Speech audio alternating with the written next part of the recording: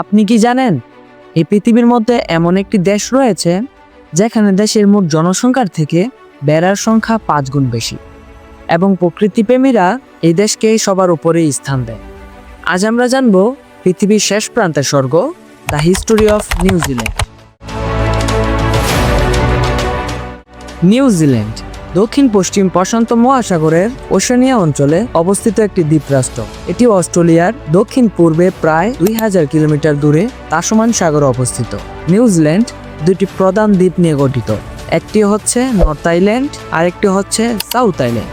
এই দুটি দ্বীপ কুক প্রণালীর মাধ্যমে আলাদা করা হয়েছে। কুক প্রণালী মানে নিউজিল্যান্ডের বিখ্যাত সামুদ্রিক প্রণালী, যা ব্রিটিশ নৌ অভিযাত্রী ক্যাপ্টেন জেমস কুকের নাম অনুসারে রাখা হয়। এখানে স্রোত খুবই শক্তিশালী, যার কারণে নৌযাত্রা বেশ চ্যালেঞ্জিং হয়ে থাকে। নিউজিল্যান্ডের প্রাকৃতিক সৌন্দর্য যেন এক টুকরো স্বর্গ।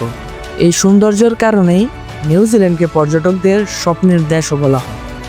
মিলফোর্ড সাউন্ড নিউজিল্যান্ডের হৃদয়ে লুকানো এক অপার সৌন্দর্যের রাজ্য।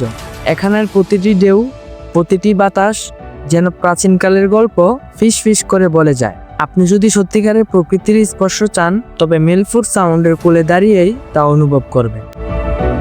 লেক টেপাকো নীল রঙের পানি, রাতের আকাশ যেন মন ছুঁয়ে যায়।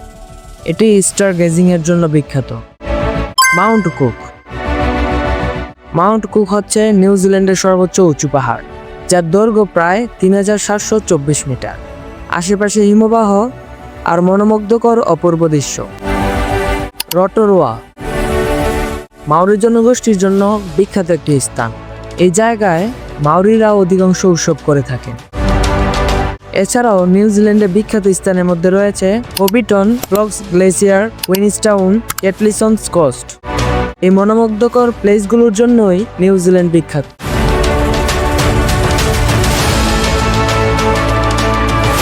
আজ থেকে প্রায় 700 বছর আগে মাউরি জনগোষ্ঠীরা নিউজিল্যান্ডে বসবাস শুরু করে। 1969 সালে ব্রিটিশ অভিযাত্রী জেমস কুক নিউজিল্যান্ডের দ্বীপটি মানচিত্রে যুক্ত করে। 1840 সালে ওয়াইতাঙ্গি চুক্তির মাধ্যমে নিউজিল্যান্ডকে ব্রিটিশ উপনিবেশ হিসেবে যুক্ত করা হয়েছে।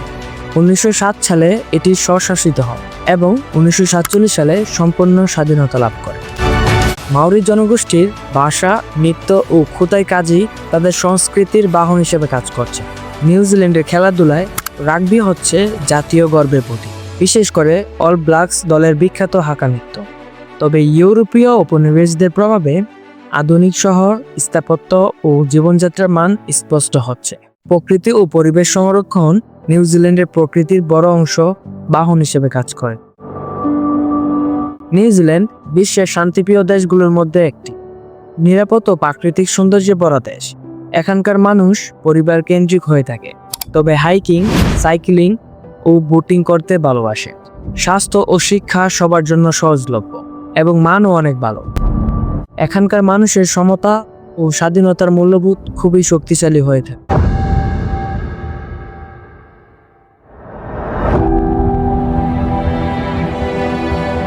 নিউজিল্যান্ডের অর্থনীতির মূল চালিকা শক্তি কৃষি, পশুপালন ও দুগ্ধজাত পণ্য রপ্তানির উপর নির্ভরশীল।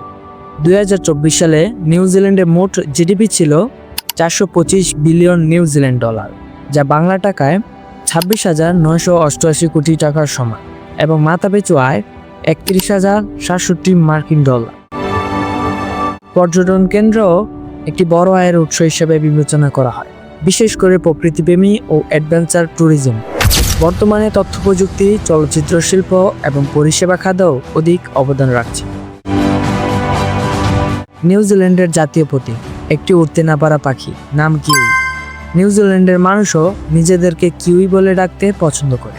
নিউজিল্যান্ডকে বেড়া রাজ্য বলা হয়, কারণ এখানে মানুষের চেয়ে বেড়ার সংখ্যা 5 গুণ বেশি। নিউজিল্যান্ড সাপমুক্ত দেশ। সমুদ্রে সচরাচর সাপ দেখাই যায়। ইয়েলো আইড পেঙ্গুইন শুধু নিউজিল্যান্ডে পাওয়া যায়। নিউজিল্যান্ড শুধু একটা দেশ না, এটা এক জীবন্ত স্বপ্ন।